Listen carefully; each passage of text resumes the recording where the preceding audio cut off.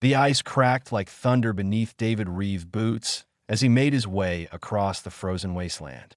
His thermal scanner beeped insistently in his gloved hand, showing a heat signature that made no sense this far beneath the surface. He had been working the deep mining operation on Frostheim for 3 years now, and nothing living should be down here in the ancient ice layers. David was a thermal engineer, which meant he spent most of his days making sure the equipment didn't freeze solid in the brutal cold. Most species in the galaxy couldn't handle Frostheim's environment. The cold was too extreme, too hostile, but humans adapted. They always did. That's why the mining company hired so many of them for the outer rim operations that he followed the scanner's signal deeper into the ice cavern his team had carved out last week. The walls glowed blue in his helmet light, ancient frozen water that had been solid for millions of years. His breath fogged inside his suit despite the heating elements. The signal grew stronger. David rounded a corner and stopped dead in his tracks. There, embedded in a wall of crystal-clear ice, was an egg. It was massive, easily 4 feet tall, covered in scales that shimmered even through the frozen barrier. Cracks spider-webbed across its surface. As David approached, his thermal scanner went wild. The egg was dying, slowly freezing from the inside out despite generating its own heat. He pressed his hand against the ice. Through his thick glove, he could barely feel a faint warmth radiating from the egg. The scales were silver blue, catching his helmet light and throwing it back in patterns that seemed almost deliberate, beautiful and desperate. David pulled out his communicator and called the colony administrator. "Hey boss, you need to see this. I found something in Sector 7. 20 minutes later, Administrator Walsh stood beside him, staring at the egg with her arms crossed. She was a no-nonsense woman who had run mining operations for 30 years. "It's dying," David said. "We need to get it out." Walsh shook her head. "It's been frozen for who knows how long. Probably some extinct creature from before this planet iced over. Leave it. We're here to mine, not run a zoo." "But it's still alive," David protested. "The thermal readings prove it." "Then it won't be alive much longer," Walsh said flatly.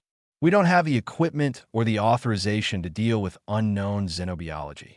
File a report with the science division if you want. They'll send someone in 6 months, maybe." She walked away, her boots crunching on the ice. David stood there for a long moment, looking at the egg. Through the cracks in its shell, he could see faint light pulsing in rhythm, like a heartbeat. Slow. Getting slower, he made a decision that would change everything. It took him 6 hours to cut the egg free using mining lasers set to their lowest power. He worked through his sleep shift, carefully melting the ice without damaging the shell.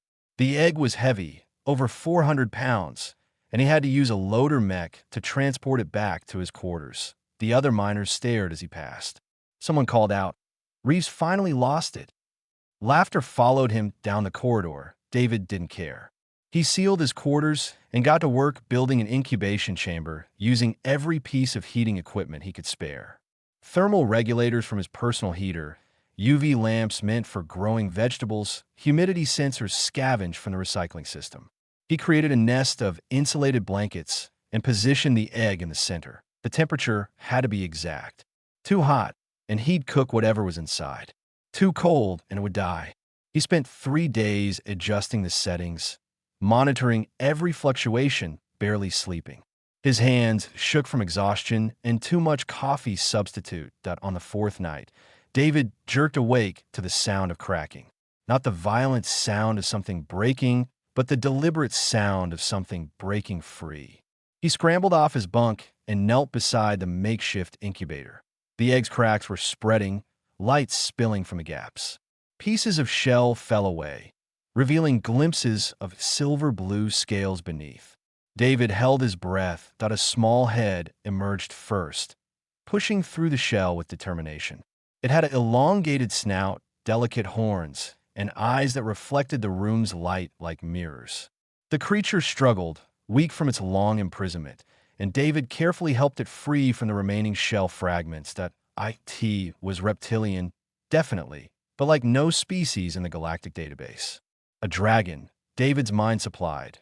Though dragons were supposed to be mythical earth creatures, not real alien life. The baby was covered in frost-resistant scales that caught the light beautifully.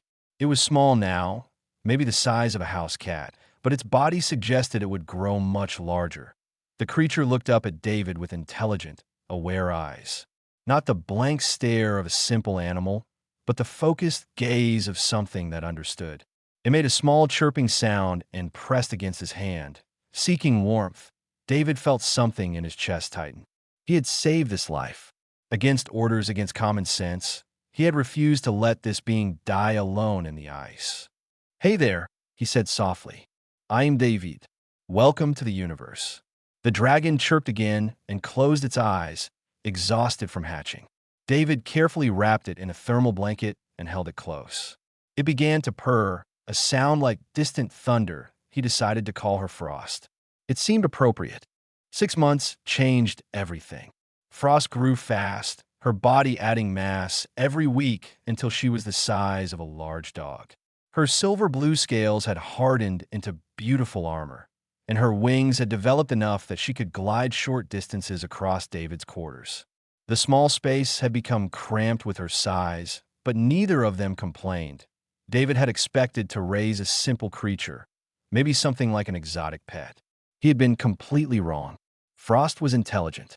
Not animal smart, but genuinely, frighteningly intelligent. She learned to open doors by watching him once. She solved puzzles he built to keep her entertained. She watched him work on his datapad and began recognizing written symbols. The other miners had gotten used to seeing them together during off hours. David would walk through the common areas with Frost following behind him like a loyal companion. Some people thought it was cute. Others muttered about safety regulations. Walsh had given up trying to get him to remove the creature, especially after Frost had saved 2 miners from a cave-in by using her body heat to melt through an ice blockage. But the real breakthrough happened on a quiet evening when David was reading aloud from an old Earth novel. He did this often, enjoying the sound of his own voice in the lonely colony, and Frost always listened with apparent interest. The hero walked into the sunset, David read, then stopped as Frost made an unusual sound. Not her normal chirps or purrs, but something different. She was trying to form words with her mouth and throat. "David," Frost rasped out, her voice rough and uncertain. David dropped his datapad. "Did you just say my name?" "David," Frost repeated, clearer this time. Her eyes glowed with excitement at his reaction. That night, they talked for hours. Frost's speech was halting at first, but she learned rapidly.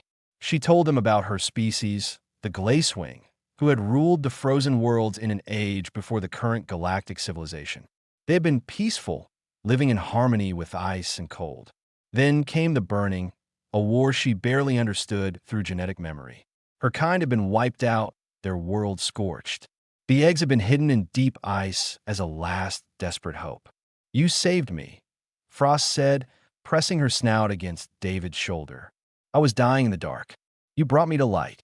David wrapped his arms around her neck, feeling the steady warmth of her scales. "We saved each other," he said. "This place was killing me slowly. You gave me something to care about." 2 days later, the ships arrived. David was in the middle of his shift when Walsh's voice crackled over the comm system. "Reeves, get to my office. Now." He found Walsh standing with 3 aliens he had never seen before. The lead one was insectoid, its compound eyes reflecting rainbow colors as it studied him. It introduced itself as Chitrik of the Galactic Preservation Council. "We detected an unregistered sentient life form at this facility," Chitrik said, its translator making its voice sound emotionless. "You have been harboring an extinct species without authorization." "She's not a specimen," David said immediately. "Her name is Frost, and she's a person. It is a biological curiosity that belongs in a controlled research environment," Chitrik corrected. "Extinct species fall under council jurisdiction. You will surrender the creature within 48 hours.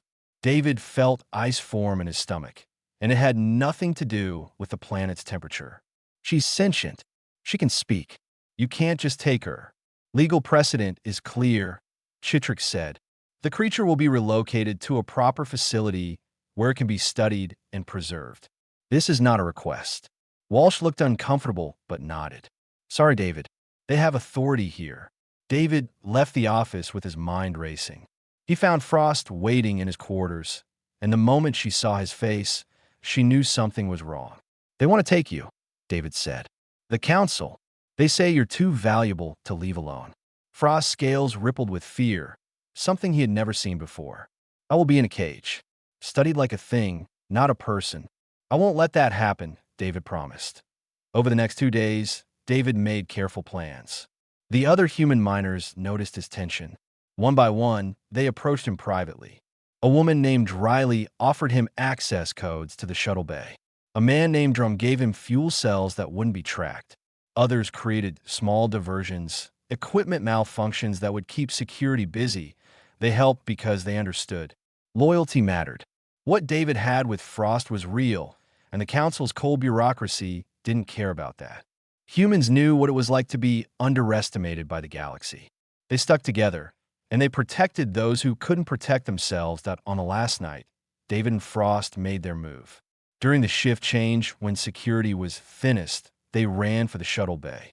Alarms blared almost immediately. David heard shouting behind them as they reached a small transport shuttle. That Frost's eyes glowed bright blue as she concentrated. Ice formed across the bay doors, sealing them shut and buying precious seconds. David fired up the shuttle's engines and punched the launch sequence. Council security ships were already scrambling as they cleared the colony. Plasma fire streaked past their hull. David pushed the engines to maximum, weaving through the ice fields that surrounded Frostheim.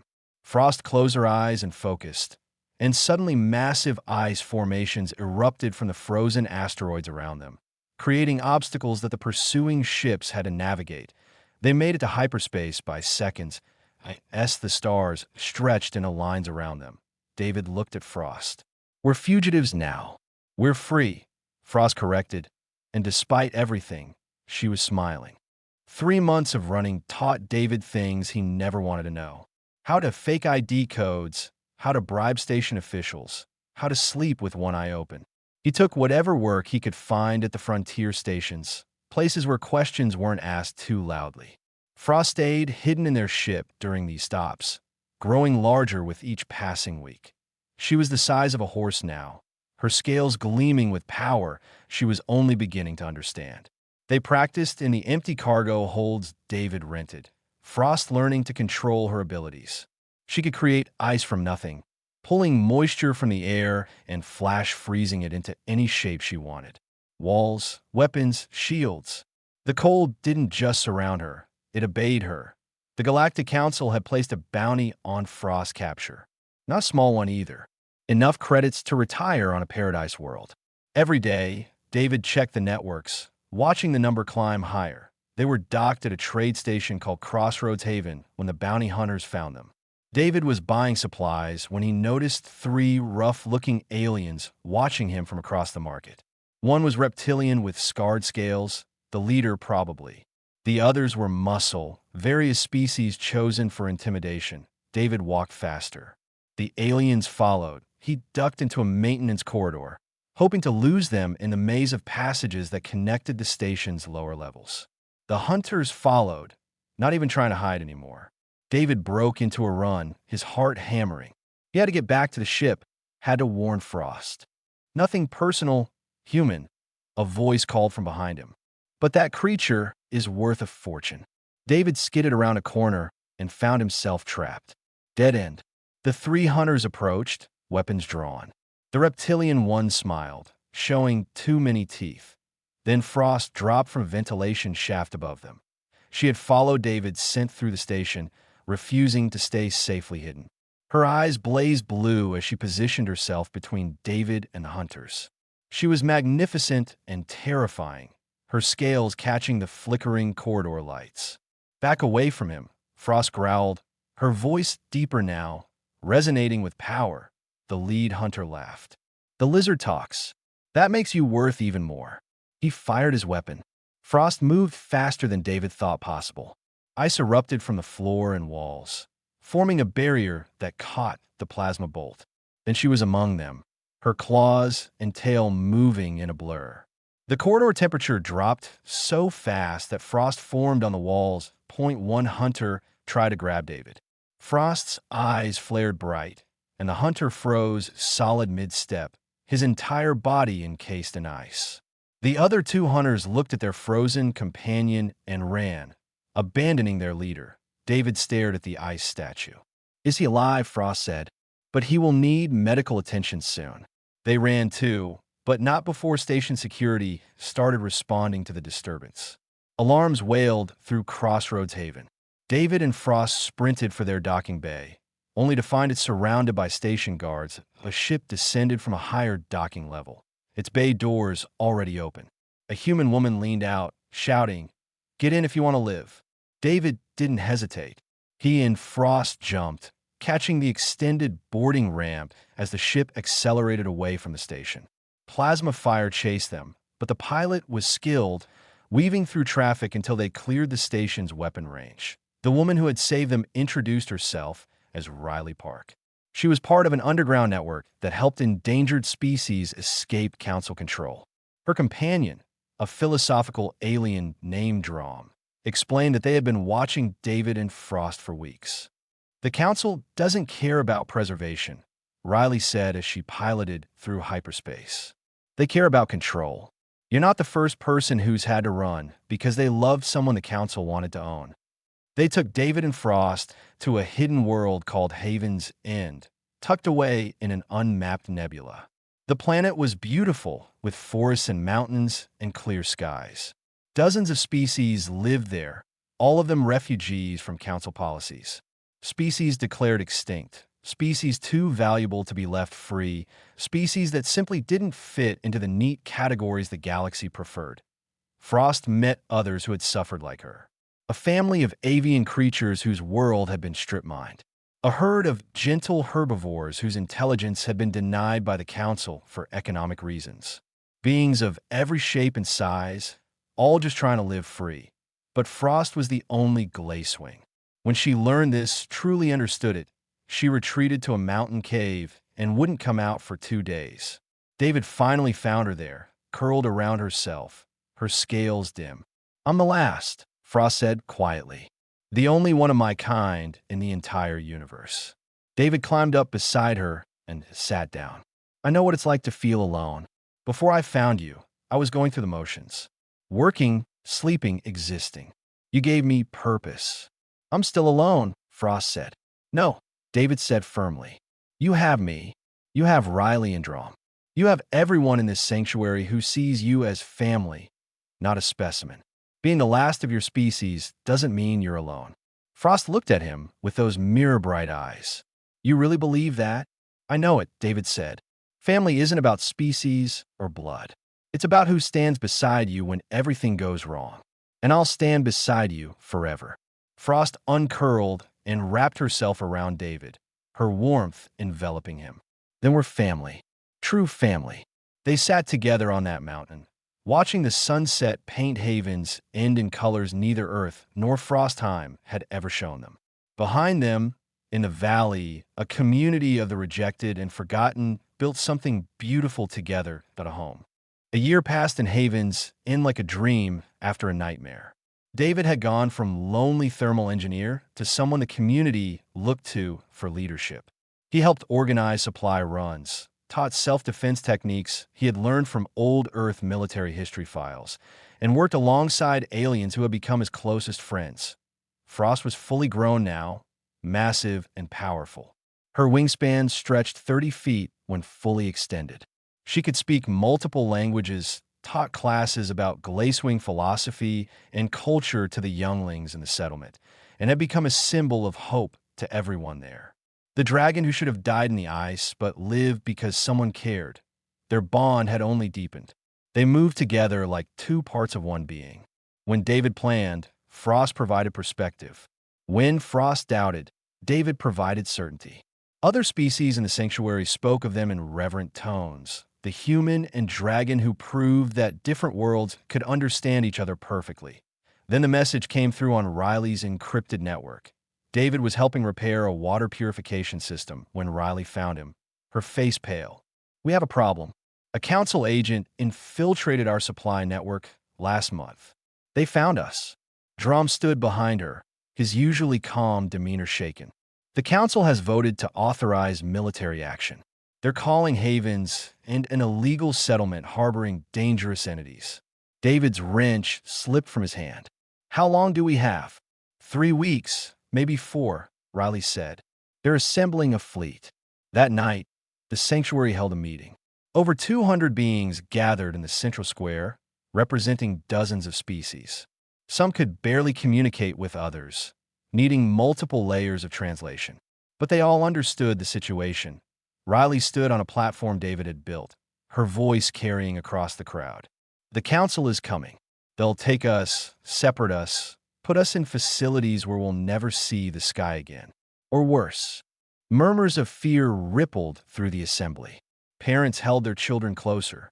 Elders who had already fled once looked tired of the thought of running again. David climbed up beside Riley. His hand shook, but his voice didn't. We can run. Scatter across the galaxy. Try to disappear again. Some of us might make it. He paused, looking out at the faces watching him. Beings who had trusted him, followed him, believed in the sanctuary he had helped build. Or we can stand, David continued. We can defend our home. We can show the galaxy that we're not criminals or curiosities. We're people who deserve to exist freely. The crowd erupted in arguments. Some demanded they flee. Others shouted for war. David let them argue, let them express their fear and anger. Then Frost stepped forward. The crowd fell silent as she spread her wings, her scales glowing in the evening light. I was dead, Frost said, her voice carrying without effort. Frozen and forgotten, David could have left me to die. It would have been easier, safer. Instead, he risked everything to give me life. Then he risked everything again to give me freedom. I will not run anymore. I will not hide what I am. I will defend this place, and I will defend all of you. Who stands with me? The roar of approval shook the square. Over the next 3 weeks, Havens and transformed. Species contributed their unique abilities to the defense. The avian people scouted from above, giving early warning systems. The burrowing species created underground shelters and escape tunnels. Aquatic beings fortified the water supplies. Everyone worked together with desperate determination. Frost used her powers to create defensive structures around the settlement. Walls of ice, stronger than steel, positioned to provide cover and channel for defenders. She taught others with elemental abilities how to coordinate, how to turn individual talents into combined strength. David pored over tactical records from human military history. Guerrilla warfare, defensive strategies, how to make an attacking force pay for every inch of ground. He trained volunteer fighters, showing them how to use terrain and teamwork to overcome superior firepower. Late one night, David sat alone on a hillside overlooking the settlement. Lights glowed in windows across the valley, families preparing for war while trying to maintain some normalcy. He had led these people to this moment. What if he had made the wrong choice? Frost landed beside him, her massive form settling into the grass. You're doubting. I saved you from freezing in the ice, David said quietly. But maybe I've just led you to die in fire instead. Frost was silent for a moment. Then she began to speak in the formal cadence her kind used for important truths. When my people faced extinction, we had a choice. We could have surrendered, accepted death with passivity. Instead, we hid our eggs in deep ice, hoping for a future we would never see. That was courage. That was defiance. She turned her great head to look at David directly. You gave me life. You gave me choice. You taught me that existing in a cage is not the same as living. I would rather die fighting for freedom than spend another day wondering when someone will decide I'm too valuable to be left alone. What if I'm wrong? David asked. Then you're wrong while fighting for something worth dying for, Frost said simply. That's more than most beings can say. And you're not alone in this choice. Look at them. David looked down at the settlement, at the beings preparing to defend their home. Not because he had ordered them to, but because they believe in what they were building together. They chose this too, Frost said. All of them. You didn't force them. You inspired them. The next morning, Riley's sensors detected the Council fleet dropping from hyperspace. 15 warships, enough firepower to level the settlement 10 times over.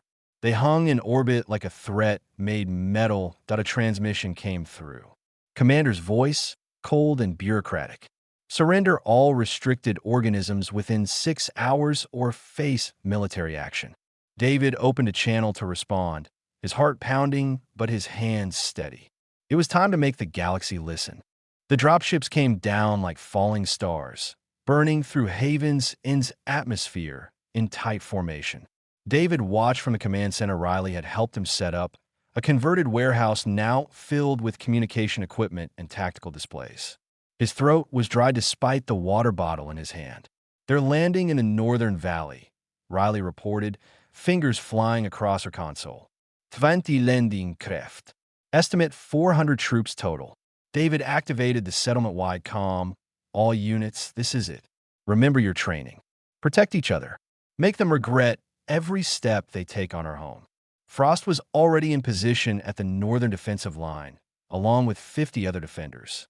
David watched through drone feeds as the Council troops advanced in standard formation, confident in their superior numbers and equipment.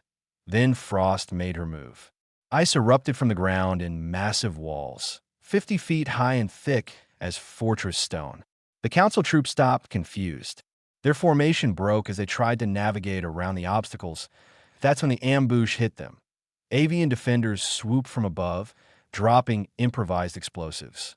Burrowing species emerged from tunnels behind enemy lines, causing chaos.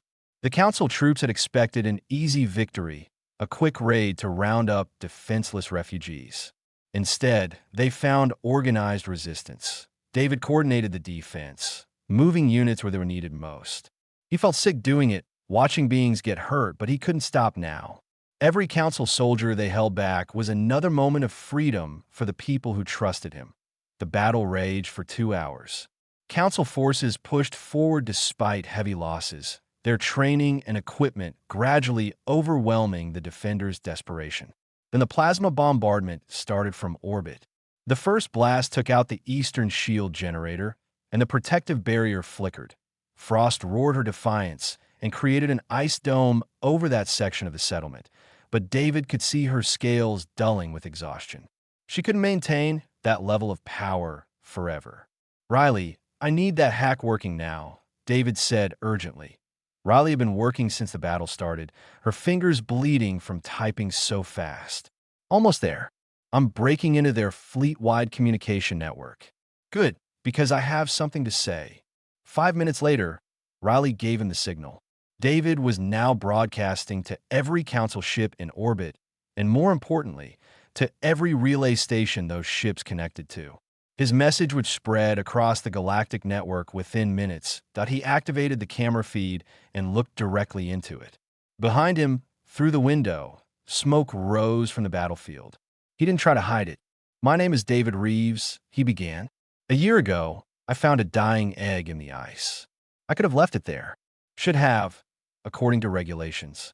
Instead, I saved her life. The creature you're attacking this settlement to capture is named Frost. She's intelligent, kind, and powerful. She's also my family." He paused, gathering his words. Around him, the command center had gone silent. "The Galactic Council tells us some lives matter less than others. That some beings are specimens, not people. That preservation means cages and study, not freedom and dignity. They're wrong. Look at what they're doing right now. Attacking a peaceful settlement because the people here refuse to be owned." David gestured to another screen showing footage Riley had compiled. Council troops firing on fleeing families. Defensive positions being bombed from orbit. Children crying in shelters. This is what the Council does when you refuse to cooperate. When you insist that your existence has value beyond what they assign it. They sent 15 warships against refugees. Does that seem like the action of an organization interested in preservation? His voice grew harder, angrier. Frost was the last of her kind, dying alone in ancient ice. I gave her life. She gave me purpose. The people in this settlement gave each other hope. We're not criminals. We're not threats. We're families who want to live free from systems that see us as resources to be managed. He leaned closer to the camera. I'm human. My species knows what it's like to be underestimated. We survived because we protected each other, because we adapted, because we refused to give up. That's what makes us human. Not our strength or our technology, but our stubborn insistence that every life has value. That loyalty matters. That family means something. Across the galaxy, billions of beings watched David's broadcast. In homes and offices, on stations and ships, people stopped what they were doing. We will defend this place, David continued. Not because we want war, but because we have nowhere else to run. The Council can kill us, but they can't make us surrender who we are. And I want every person watching this to ask themselves, are you comfortable with a government that does this to people who just want to be left alone?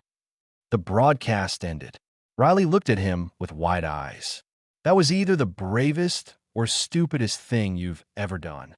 Probably both, David admitted. Within an hour, the effects became clear. Messages flooded in from across the galaxy. Protests erupted on dozens of council member worlds. News networks picked up the story. Human populations, in particular, rallied to David's message. They understood the sentiment he'd expressed. Protecting the vulnerable wasn't just right, it was what made them human. Some council ships began receiving orders from their home governments to stand down. The political pressure was immediate and intense. The fleet commander tried to continue the assault, but 3 ships broke formation and withdrew, their crews refusing to continue the attack. Then the hardliners made their move. 3 ships, crewed by council loyalists who refused to back down, broke away from the main fleet. They began orbital bombardment of the settlement itself, determined to destroy Haven's end rather than admit defeat. The sanctuary shields failed under sustained fire. Buildings collapsed. David watched in horror as everything they'd built started burning. Frost stood on the highest point of the settlement, watching the ships above rain fire on her home. Her scales blazed with light as power built inside her. Around her, people were evacuating to the underground shelters, but she could feel the shield generators failing. Soon there would be nowhere to hide. David's voice crackled through her personal comm. Frost, get to shelter. Please. I have a plan, she said calmly. What plan? I'm going to fly up there and stop them. Silence on the comm. Then David's voice came back, raw with fear. No, absolutely not. You'll be killed. Frost spread her wings, feeling the air currents around her. I was dead in that ice. Every moment since has been a gift you gave me. Let me give something back. Frost, I can't lose you. You won't, she said, and she believed it. I'm a glacewing. We were made for impossible things. Before David could argue further, Frost launched herself into the sky. Her wings caught the air, and she angled upward, climbing faster and faster. The temperature dropped as she left the atmosphere, but cold had never bothered her. She was the cold, shaped and given purpose. Below, David commandeered the fastest shuttle in the settlement. His hands shook as he fired up the engines. Riley tried to stop him, but he pushed past her. I saved her once. I'm not letting her do this alone. Frost reached the first warship and landed on its hull with an impact that dented the metal. She could feel the crew inside panicking, feel the weapon systems tracking her. She pressed her claws against the ship's surface and released her power. Ice spread across the hull in seconds, crystalline and beautiful and absolutely devastating. Critical systems froze solid. The ship's engines sputtered and died. It began drifting, lifeless, its crew unharmed but completely disabled. The second ship opened fire with point defense weapons. Plasma bolts tore through space, and several hit Frost directly. Pain exploded through her body as her scales cracked and bled. She faltered, beginning to fall back toward the planet, but she wasn't finished. Frost gathered moisture from the thin atmosphere around her, pulling it together with desperate concentration. Ice formed around her body, layer upon layer, until she was encased in a massive frozen comet. She looked like a falling star in reverse as she redirected her momentum upward. The third ship's commander saw her coming and ordered evasive maneuvers. Too late. Frost crashed through the ship's bridge like a meteor made of ice and fury. The entire forward section flash froze instantly, systems failing as absolute zero temperatures spread through the corridors. The ship's power core shut down automatically to prevent catastrophic failure, but the impact was too much. Frost's makeshift armor shattered, and she tumbled away from the disabled ship, falling toward the planet far below. Her wings wouldn't respond. Blood froze as it left her wounds, creating crystalline trails in space. She tried to speak through the comm, to tell David she was sorry, but no words came out. Then a shuttle slammed into her from the side, not hard enough to hurt, just enough to change her trajectory. David had matched her velocity, flying with reckless precision. The shuttle's cargo bay was open, and as they fell together, he maneuvered until Frost tumbled inside. "I've got you," David said, his voice breaking. "I've got you." He barely managed to level out before they hit the atmosphere. The shuttle screamed with the heat of re-entry, alarms blaring, but David held it steady through sheer willpower. They crashed in a field outside the settlement, the shuttle plowing through dirt until it finally stopped. David crawled to the cargo bay. Frost lay there, barely breathing, her beautiful scales cracked and bleeding. He pressed his hands against her wounds, knowing it was useless, but unable to stop himself. "You were perfect," he whispered through tears. "You were so perfect." Frost's eyes opened slightly. "Did I do well?" "You saved everyone," David said. "You saved everything." Medical teams reached them minutes later. It took 3 weeks of intensive care, but Frost recovered. Her scales healed, stronger than before. The settlement was damaged but reparable, and the galaxy had changed. The council formally apologized under crushing political pressure. Haven's End was granted protected status as an independent settlement. New laws passed across hundreds of worlds, protecting sentient beings from forced collection and study. David's broadcast had ignited a movement that wouldn't be extinguished. Representatives from the Galactic Assembly invited David and Frost to speak at their headquarters. They declined politely. "We're not politicians," David told the messenger. "We just want to live." Years passed. Haven's Inn grew into a thriving community, a symbol of what cooperation between species could achieve. Thousands of refugees found their way there, seeking the freedom David and Frost had fought for. That on a hill overlooking the settlement, an older David sat beside Frost. Gray touched his temples now, and lines marked his face. Frost had grown even larger, wise and powerful, a living legend to the young beings who played in the fields below. "Do you ever regret it?" Frost asked, watching the sunset paint the sky. "Saving me that day in the ice." David smiled and leaned against her warm scales. "Every moment with you has been worth everything. The running, the fighting, all of it. You gave me something to believe in." Frost lowered her great head beside him, and they watched the stars emerge together. "You gave me life. I gave you purpose. We gave each other family," David said quietly. Below them, the settlement lights began to glow as evening fell. A sanctuary built on one simple act of compassion, grown into something beautiful and lasting. Proof that different worlds could not only understand each other, but love each other too, and in the darkness between the stars, that light would keep shining.